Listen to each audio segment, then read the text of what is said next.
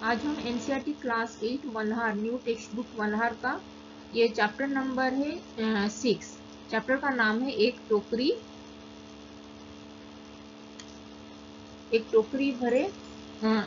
भर मिट्टी। इसका आज हम एक्सप्लेनेशन करेंगे। इससे पहले चैप्टर नंबर 1, 2, 3, 4, 5 का वीडियोज एक्सप्लेनेशन हो चुका है एनसीईआरटी क्लास 8 मल्हार प्लेलिस्ट में। चैप्टर 5 का एक ही पंक्ति का मैं वीडियो अपलोड की हूँ, बाकी पंक्ति का मैं उसको पेड वीडियोज में अपलोड करूँगी, जिसको उसका पे करने से उसको एक्सेस मिलेगा उस वीडियो का प्लेलिस्ट। ओके, जिसको देखना है तो उसके लिए चार्ज देना पड़ेगा। उस प्लेलिस्ट में अनलिस्टेड होके होगा, जो देगा मेरा ये हिंदी पाठमाला व्हाट्सएप ग्रुप में पहले उसको ज्वाइन करना पड़ेगा, फिर वहाँ से वो लिंक सेंड करूँगी मैं, उस पेमेंट लिंक से वहाँ से आप लोग को एक्सेस मिलेगा। जिसको देखना है कबीर के दोहे का ये सभी दोहे का वहाँ पे अपलोड हुआ है, उसका एक्सप्लेनेशन। तो चलो स्टार्ट करते हैं चैप्टर नंबर 6 का एक टोकरी भर मिट्टी, जिसको लिखे हैं माधवराव सप्रे जी। तो एक टोकरी भर मिट्टी ये कहानी है माधवराव सप्रे जी के द्वारा लिखा गया। किसी श्रीमान जमींदार, ये एक जमींदार और एक बूढ़ी औरत के बीच का एक स्टोरी है। किसी श्रीमान जमींदार यानी कि लैंडलॉर्ड जो होते हैं, गांव में जो जमींदार लोग होते हैं, लैंडलॉर्ड यानी कि जिसके पास ज्यादा जमीन होता है, खेती बाड़ी जो ज्यादा रिच होते हैं, वो गांव के वो है जमींदार। जमींदार के महल के पास एक गरीब अनाथ वृद्धा की झोपड़ी थी। एक गरीब इंसान वहां पे गरीब अनाथ वृद्धा यानी कि एक ओल्ड मैन, अनाथ यानी कि उसका कोई भी नहीं था, एक गरीब अनाथ, वो बेसहारा थी, उसका कोई उसका फैमिली मेंबर्स कोई नहीं था, अकेली ही वो रहती थी जमींदार के महल के पास। मतलब उनके पास का एक जमीन था, वहां पे एक बूढ़ी औरत, गरीब बूढ़ी औरत अनाथ थी, जो उसका घर में कोई भी फैमिली मेंबर्स नहीं था, वो अकेली ही वहां पे रहती थी झोपड़ी में। झोपड़ी यानी कि हॉट, जो छोटा सा झोपड़ी होता है जो। जमींदार साहब को अपने महल का अहाता उस झोपड़ी तक बढ़ाने की इच्छा हुई। तो वो जो जमींदार थे, उनका जो एरिया ऑफ द प्लॉट, जो प्लॉट एरिया होता है ना, उनका जो महल का प्लॉट एरिया को उसके झोपड़ी तक, वो झोपड़ी भी उनके पास आ जाए, जैसे वो उसी हमेशा उसी ही ख्याल में रहते थे, कैसे मैं इसको हटा दूं इस जगह से और मुझे ये वो प्रॉपर्टी भी मुझे मिल जाएगा बोलती। तो हमेशा वो ऐसे ही इच्छा उनके मन में हमेशा था।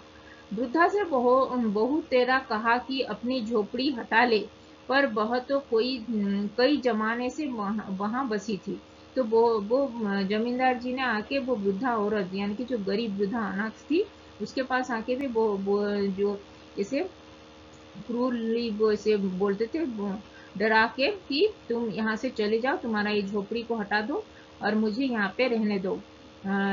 तुम ये बोल के वो वृद्धा तो बहुत जमाने से वो वहाँ पे रहती थी, बहुत सालों से। तो वो भी मना कर दी कि मैं यहाँ से कहाँ जाऊंगी बोल के, मेरा तो कोई नहीं है, मैं तो अनाथ हूँ और मुझे इस एज में मुझे कहाँ पे जगह मिलेगा बोल के।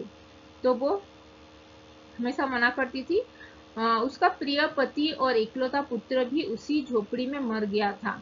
तो वो वृद्धा जो औरत थी, गरीब अनाथ वृद्धा जो ओल्ड लेडी थी, उसका जो ये हस्बैंड और उसका इकलौता ओनली वन सन भी उसी झोपड़ी में ही वो उनका डेथ हुआ था, मरे थे। पतोहू भी एक 5 बरस की कन्या को छोड़कर चल बसी थी। पतोहू यानी कि उनके जो पुत्र वधू यानी कि डॉटर इन लॉ, जो उनका बेटा भी मर गया, फिर उसका डॉटर इन लॉ भी मर गई, और उनका एक लड़की यानी कि 5 बरस 5 ईयर्स की एक लड़की थी, यानी कि उसकी जो गरीब अनाथ वृद्धा थी, उसकी ग्रैंड डॉटर यानी कि 5 ईयर्स की ग्रैंड डॉटर उसके साथ उसी झोपड़ी में रहती थी। अभी वो उसके जो ग्रैंड चाइल्ड, जो ग्रैंड किड, जो ग्रैंड ये डॉटर थी 5 बरस की, उसको भी वो देखभाल करती थी, ये उसकी जो दादी। तो कन्या को छोड़कर वो भी चल बसी थी। अब सही, अब यही उस पोती इस वृद्धावस्था में एकमात्र आधार थी। मतलब अभी वो उसको ही कैसे बड़ा करेगी, उसी में ही वो लग पड़ी थी। अब उस अपनी पूर्व स्थिति, उनकी जो पहले कंडीशन को याद करके वो जाती थी और मारे दुख के फुटफुट वो पूर्व स्थिति को वो कभी कभी ऐसे रो पड़ती थी उसको याद करके। और जब से अपने अपने श्रीमान पड़ोसी की इच्छा का हाल सुना, जब कभी वो श्रीमान अपना जो ये जमींदार की ये जो ऐसे उनका इच्छा था कि उसको ये झोपड़ी को हटा दे और वहां पे वो उनका प्रॉपर्टी में वो ये इंक्लूड कर देंगे, थोड़ा ये बढ़ जाएगा उनका जो प्रॉपर्टी बोल के, वो ऐसे जो उनका जो ख्याल था वो भी उसको पता चल चुका था।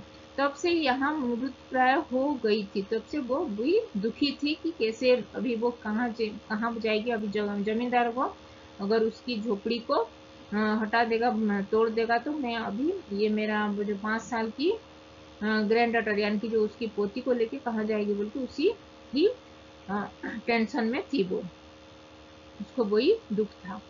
उस झोपड़ी में उसका ऐसा कुछ मन लग गया था कि बिना मरे यहाँ से वह निकलना ही नहीं चाहती थी। वो उस झोपड़ी में वो सालों से रहती थी। उसके वहां पे उसका जो ये हस्बैंड भी मर चुका था, उसका इकलौता बेटा भी, फिर उसके पुत्र वधू यानी कि बहू भी। तो इसीलिए उस झोपड़ी में ही उसको इतना मन लग गया था कि वो वहां से उसको हटने का मन ही नहीं रहता कि अभी मुझे जब भी मैं मरूंगी इसी झोपड़ी में ही मरूंगी, ऐसे ख्याल में वो कि ऐसे ही उसका मन में था। उसका ऐसा कुछ मन लग गया था कि बिना मरे यहाँ से निकलना ही नहीं चाहती थी। श्रीमान के सब प्रयत्न निष्फल हुए।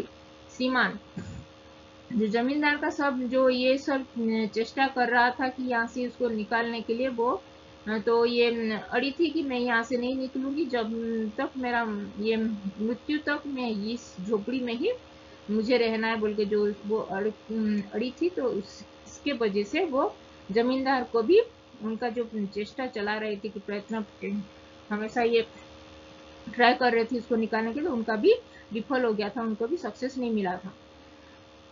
अपनी जमींदारी चाल चलाने लगे। फिर अपनी जो क्रूर अपनी ये अपने जमींदारी की निष्फल हुए, तब वे अपनी जमींदारी की चालें चलने लगी। फिर वो अपने दूसरे अधिक तरीके से उसको निकालने के लिए, यहाँ से हटाने के लिए वो चालें चलने लगे। बाल की खाल निकालने वाली वकीलों की थैली गरम कर लिया और वृद्धा को यहाँ से निकाल दिया। फिर वो जो कोर्ट में यहाँ पे वकील एडवोकेट को पैसा देके वो वृद्धा को यहाँ से हटाने के लिए भी उनको पैसा देके वो वकीलों को यानी कि एडवोकेट्स जो वहां पे देके वो भी उसको हटाने के लिए लग पड़े थे। भिखारी अनाथ तो ही थी ही, पास पड़ोस में कहीं जाकर रहने लगी।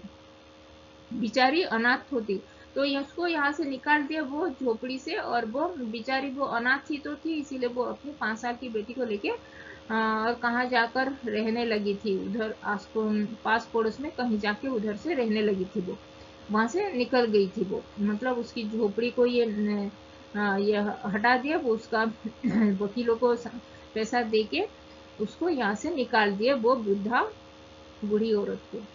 एक दिन श्रीमान उस झोपड़ी के आसपास टहल रहे थे कि लोगों को काम बतला रहे थे कि इतने में वह वृद्धा हाथ में एक टोकरी लेकर वहां पहुंची।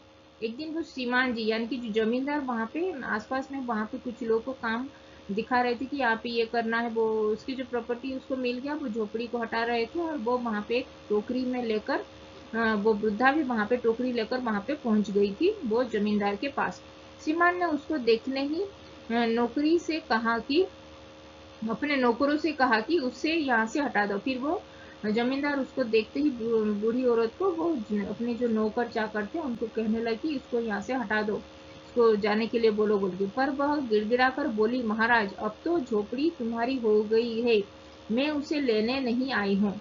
वो बोली कि जमींदार अभी तो आपका ये झोपड़ी हो गया है, मैं अपनी झोपड़ी लेने नहीं आई हूँ, मुझे अब तो झोपड़ी तुम्हारे हो गई है, मैं उसे लेने नहीं आई हूँ, महाराज क्षमा करे। तो एक विनती है, मुझे क्षमा कर दे, मेरा एक रिक्वेस्ट है, आप मेरा पालन करेंगे क्या बोल के वो बहुत ही विनय मतलब करुणा हृदय से वो कहने लगी जमींदार को। वो कौन? वो अनाथ जो गरीब वृद्धा थी, बूढ़ी औरत थी जो मैं उसे लेने नहीं आई हूँ, महाराज क्षमा कर दे, एक विनती है। जमींदार साहब के सिर हिलाने पर उसने कहा, जब से यह झोपड़ी छूटी है तब से मेरी पोती ने खाना पीना छोड़ दिया है। तो जब से मेरा ये झोपड़ी यहाँ से हम लोग चले गए उधर जहाँ पे रह रहे हैं, वहां पे मेरी जो पोती 5 साल की जो ग्रैंड डॉटर है वो उसी दिन से खाना पीना छोड़ दिया, वो नहीं खाना खा रही है। मैंने बहुत कुछ समझाया पर वह एक नहीं मानी, फिर बहुत मैं समझाई उसको लेकिन वो नहीं मान रही है, खाना पीना छोड़ दी है।